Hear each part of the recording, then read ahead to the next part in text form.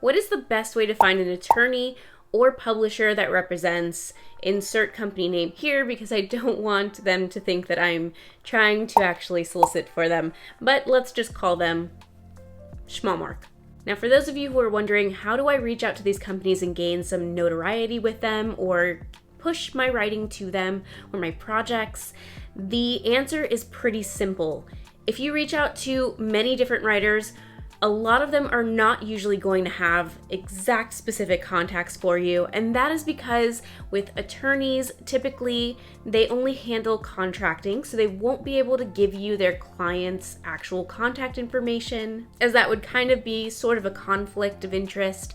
And the other reason why they may not be able to give you too much information is because their sole purpose is really just to make sure that the production or any sort of legal agreements that have been agreed upon between a producer or production company and the writer is upheld. I think that the best route in this case would actually be to go through an agent. And that is because an agent has those contacts specifically for you to set up these introductions. Now, that's not to say that you can't go through other means without an agent. The reason why I wanted to cover this was because it's actually a very good question and one that many writers ask quite frequently. So I found that this would be such a great question to answer because I would be able to kind of twofold it and let you know about how the business actually works. So when you are a producer, you can absolutely work for a company and actually be under their payroll and searching for projects within it. Some big companies like Disney that has many different producers that they work with and executive producers are already significantly bound to that company. But there are other producers who typically work on a very freelance basis where they pick up projects on their own and they'll bring a writer or a project to a specific company so that they can get it made, or they'll even bring things that are already pre-made to the company that suits what they're looking for and sell it to them through distribution. Now, remember that you don't want to bombard and you want to be as respectful as possible to anybody in the industry.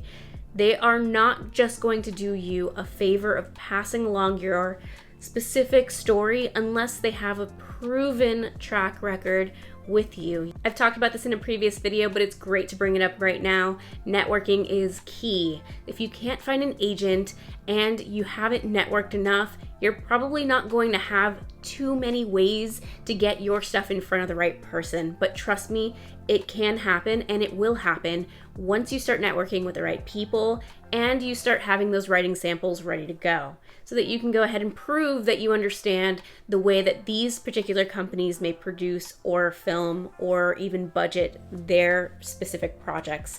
As a Schmalmark writer, you're probably going to want to follow the process of how they actually create their 9-act structure, which you can see in the video that I have linked above and down below.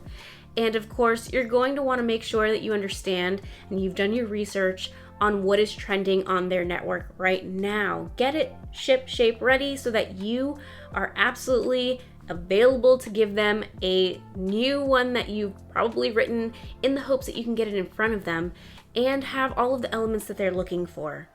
This is the same for their writing portion too. If you're writing a novel that's very Schmalmarkish and cozy romance, you're going to want to really make sure it's fitting within what they traditionally pick up. Now, if you go on their website, they do not take unsolicited materials, and you will find that with many places, they will absolutely not want to read anything that is not already given to them by an agent or manager, that is already protected.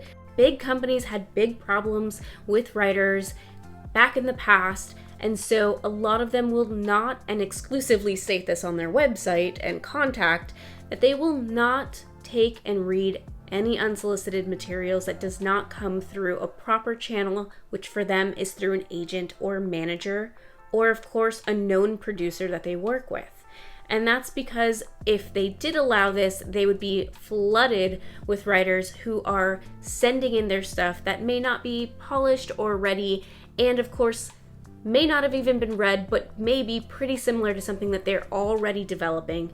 And if they have read it and they've accepted it, the legalities behind it can actually prove detrimental to their business. So this is for their protection and, of course, your protection. They will throw out anything that is submitted to them unsolicited and not through an agent or manager or reputable source. So now what happens is you will receive a document to sign, and this is a legally binding notice that you will hand over your script to be read with their permission, of course, and you are not going to come after them and sue them. And that's because there's so many projects in the works at any given time that many things can be very similar in structure and in story. I hope this was a little bit more informative than me just giving you a very generic answer. I will see you on the next one, Scribes.